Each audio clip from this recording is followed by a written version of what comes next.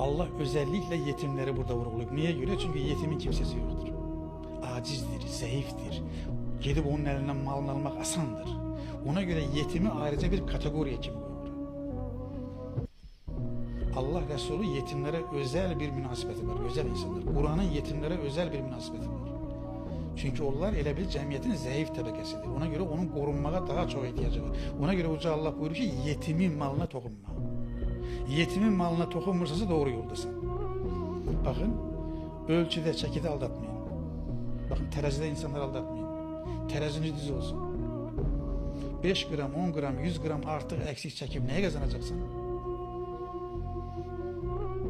Bakın, insanlar bu hamımızın başına gelir de gelip evde malının ona az verildiğini görünce özünü çok aşağılanmış hissedir. İncinmiş hissedir. Çünkü sen onu insan yerine koymamışsın. Onu aldatmışsın. Bak, bu neye yol açır? Düşmançılığa yol açır.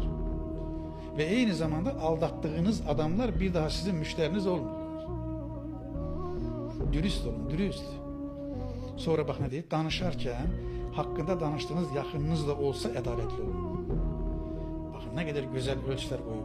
Danışarken hakkında danıştığınız yakınınız da olsa, hanımınız, oğlunuz, atanız, ananız, eminiz oğlu, bibiniz kızı kim olursa olsun adaletli olun.